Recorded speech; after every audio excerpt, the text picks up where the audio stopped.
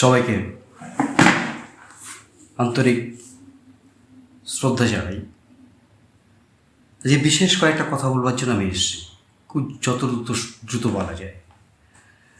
বর্তমানে ইসলামিক সমাজ ব্যবস্থায় প্রায়শই দেখি বাড়ি বাড়ি চাঁদা তুলতে আসছেন বিভিন্ন মাদ্রাসার হাফেজ হুজুর সাহেবরা। উদ্দেশ্য কি? যে গ্রামে গঞ্জে খারিজি এবং হাফিজি মাদ্রাসাগুলো তৈরি করে সেখানকার কিছু মুসলিম ছেলে মেয়েদের ধর্মীয় শিক্ষা প্রদান করা হয়। এবার প্রশ্নটা হচ্ছে, এই রকম মাদ্রাসা ইসলামের শুরুতে, ইসলাম যখন শুরু হলো নবী রসুল করিম সাল্লাল্লাহু আলাইহি ইসলামের সময় আদৌ কি সে কি জাগ্রত ছিল? এখনও কি মধ্যপ্রাচ্যের দেশগুলোতে এরকম অসংখ্য মাদ্রাসার অস্তিত্ব রয়েছে? যতটা ভারতবর্ষে আছে, পাকিস্তানে আছে, বাংলাদেশে আছে।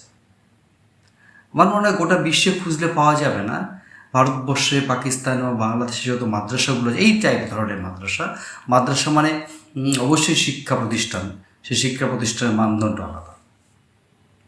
কিন্তু এই ধরনের শিক্ষা প্রতিষ্ঠান যেখানে ধর্মীয় শিক্ষা দিয়ে আলেম, উলেমা, হাফেজ, কারি, শায়েখ, অনেক কিছু তাদের টাইটেল থাকে, সেগুলো তৈরি করা হয়। অ্যাকচুয়ালি মাদ্রাসা শিক্ষা ব্যবস্থা ভারতবর্ষে ইংরেজরা আসার আগে সুললিতভাবে, সুচাতুর্যের সঙ্গে এর আগে কেউ তৈরি করেনি। মনে রাখতে হবে 1757 সালে ইস্ট ইন্ডিয়া কোম্পানি এবং মির্জাফরের দৌলতে বাংলার স্বাধীনভাবে যখন পতন ঘটল এবং পাশাপাশি বাংলাদেশের যারা মুসলিম শাসক গোষ্ঠীর অনুগামী তারা যদি রিভোল্ট করতে না পারে, মুসলিম সমাজের মধ্যে একটা ধর্মীয় আবেগ, ধর্মীয় বাতাবরণ ঢুকিয়ে দেওয়া হলো। সময়টা 1781 সাল। তৈরি হলো কলকাতা আলিয়া মাদ্রাসা। কে তৈরি করলেন? Warren Hastings. খুব সৌভাগ্য বলুন, দুর্ভাগ্য বলুন, ভারতীয় মুসলমানদের শিক্ষা গ্রহণ করতে হচ্ছে খ্রিস্টীয় কতগুলো পণ্ডিতদের হাত ধরে। 1781 থেকে ক্রমান্বয়ে প্রায় 26 জন প্রিন্সিপাল, অধ্যক্ষ ওই মাদ্রাসার উচ্চ পদে অধিষ্ঠিত ছিল। এবং তারাই কি পাঠ্যসূচি হবে, কারিকুলাম হবে, এগুলো তৈরি করতে।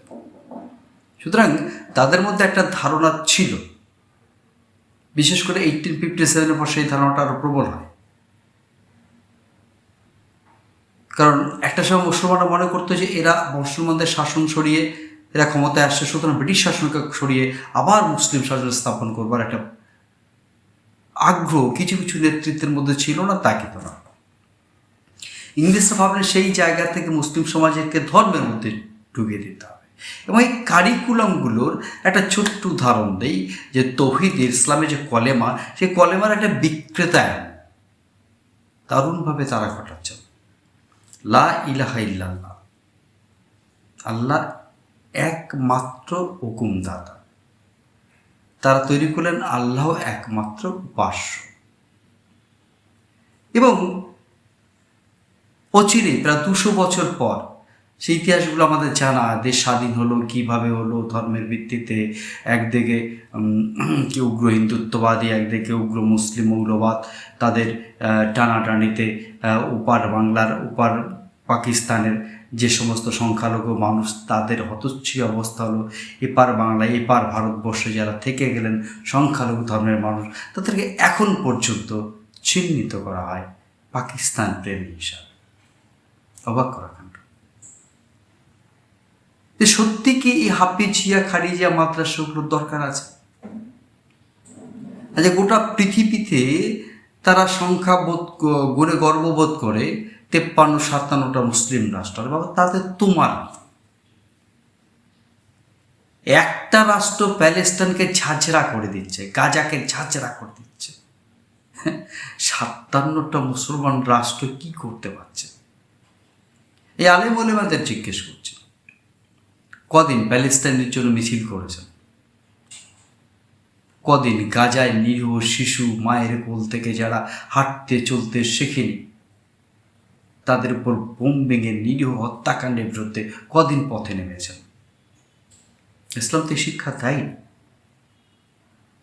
নবীর যুগে কোনো মাদ্রাসা ছিল না। যারা মসজিদে নব্বীকে মাদ্রাসা বলছেন ভুল করছেন। মসজিদে নব্বী থেকে রসুল ইসলামিক নিয়ম অনুযায়ী, পবিত্র কোরআন শরীফের নিয়ম অনুযায়ী কিভাবে রাষ্ট্র ব্যবস্থা শাসন করতে হয়, কিভাবে সাধারণ মানুষের জীবনযাপন করতে হয়, সেগুলোর বার্তা দিতেন। এই বার্তা দিতে দিতে তার সাহাবীগণ তার ইসলাম শিক্ষা লাভ করেছে, ইসলামিক আচরণ লাভ করেছে। আর আপনারা সেই ইসলামটাকে এমন অবস্থায় গুলিয়ে দিচ্ছেন, ওই একটাই আপনাদের ঠিকানা, টুপি, দাড়ি আর যে ফতোয়া। বিভিন্ন ধর্মীয় জলসায় এক একজন আলেম, এক একজন কারি এক এক রকম ইসলামের ব্যাখ্যা দিচ্ছেন। দেখবেন এই ওয়াজ মেহফিলগুলোতে তারা যত ব্যাখ্যা দিয়ে ঘুরে ফিরে নারীর ফরমান, নারীর বিরুদ্ধে ফরমান জারি করা হয়। অথচ পৃথিবীতে ইসলাম আসার আগে নারীর উপর পুরুষতন্ত্রের যে প্রভাব ছিল, যে প্রভাবকে ক্ষুণ্ণ করেছেন হযরত মুহাম্মদ। নারী স্বাধীনতা দিয়েছেন তিনি।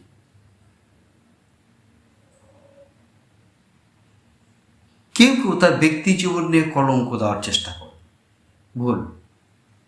এরকম কলঙ্ক যদি খুঁজতে যান তো বিশ্বের সমস্ত ধর্মগুরু থেকে শুরু করে দেব দেবী থেকে শুরু করে বিভিন্ন মানুষের এরকম অজস্র কলঙ্ক আছে। সেগুলো কলঙ্ক সমাজকে শিক্ষা দেওয়ার জন্য তারা কখনো নিজের অনাকাঙ্ক্ষিত পথ গ্রহণ করেছে।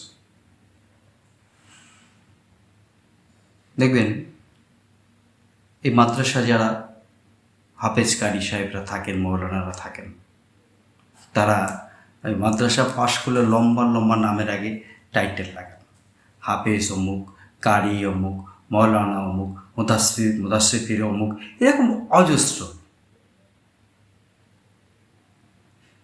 অথচ ইসলাম সমাজের কি করে প্রকৃত শিক্ষায় ডেভেলপমেন্ট হবে, এই মাদ্রাসা শিক্ষা ব্যবস্থা, খারিজি হাফিজা মাদ্রাসা শিক্ষা ব্যবস্থা সেটাকে বন্ধ করেছে। খুব দ্রুত এই মাদ্রাসাগুলোতে যারা চাঁদা দেন, যাদেরকে বেহেশতের স্বপ্ন দেখানো হয়, মাদ্রাসায় দান করুন, জান্নাত আপনার জন্য আল্লাহ পাক নাজিল করুন, তাদের অনুরোধ করব মাদ্রাসায় একটা টাকাও চাঁদা দেবেন না। বরঞ্চ মাদ্রাসায় যারা পড়ছে তাদেরকে সাধারণ মাধ্যমের স্কুলগুলোতে ভর্তি করাবার উদ্যোগ গ্রহণ করুন। তবেই আল্লাহ পাক যদি মনে করেন আপনার জন্য বেহেশত নাজিল করবে। একদম তুলে দেওয়া উচিত এই খারিজিয়া মাদ্রাসাগুলোকে। আমি প্রত্যেকটা সরকারের কাছে দাবি করছি, যদি সংখ্যালঘু সম্প্রদায়ের, বিশেষ ইসলামের ধর্মবিশ্বাসী মানুষগুলোর সামাজিক ডেভেলপমেন্ট ঘটাতে চান, অবশ্যই খারিজিয়া মাদ্রাসাগুলোকে বন্ধ করে দেন। ইংরেজ পরিচালিত মাদ্রাসা শিক্ষা ব্যবস্থার যে পরিকাঠামো, অ্যারাবিক ধর্ম, কোরআন শরীফের বাক্য, কোরআন শরীফের আয়াত, এর ব্যাখ্যা আমরা পেলাম ভারতবর্ষের খ্রিস্টীয় মিশনারিদের কাছ থেকে, যাদের লক্ষ্যই ছিল ক্রুসেডের পর ইসলামকে গোটা পৃথিবী থেকে কিভাবে বিচ্ছিন্ন করা যায়, বিপন্ন করা যায়। তাদের কাছে আমরা ভারতীয়রা ইসলাম শিক্ষা গ্রহণ করছি। এখন গোটা পৃথিবীর ইসলামের শত্রু তারা যতটা, তার চেয়ে বেশি হচ্ছে আমাদের এই হাফিজি খারিজি মাদ্রাসায় শিক্ষা লাভ করে উলেমা, আলেম, কারি, আলামা, কত রকমের টাইটেল, বুঝলেন। এরা বাড়ি বাড়ি, কখনো গাড়িতে করে, কখনো সাইকেলে করে, কখনো ফোর হুইলারে করে চাঁদা ভিক্ষা করতে আসে। কেন? খারিজিয়া মাদ্রাসার ছেলেদের ইসলাম শিক্ষা দিতে হবে। আমি করজোর অনুরোধ করছি, ভারতবর্ষে প্রচুর প্রচুর আলেম উলেমা আছে। আর না, আগামী 50 বছর আমাদের একটা আলেম উলেমারও দরকার নেই। সত্যি বলছি, দরকার নেই। বন্ধ হোক এই খারিজিয়া মাদ্রাসা, বন্ধ হোক এই ব্যবসা। একজন শিশুকে যদি সত্যি সত্যি সামাজিক গুণমানে উন্নত করতে হয়, থাকুক তাদের ধর্ম শিক্ষা, 100 বার থাকুক, কিন্তু সে নিজে সেটা আয়ত্ত করুক। আইন ও বিজ্ঞান তার তীব্র প্রতিদ্বন্দ্বিতায় কোরআন। আপনারা বলেন, কজন হাফিজিয়া মাদ্রাসায় শিখে বিজ্ঞানী হয়েছে? কজন ডাক্তার হয়েছে, ব্যারিস্টার হয়েছে বলতে পারবেন? কজন মুসলমান নোবেল পেয়েছে? সুতরাং বন্ধ হোক, আমি নিচে চাই মনে প্রাণে, বন্ধ হোক এই খারিজিয়া হাফিজিয়া মাদ্রাসাগুলো।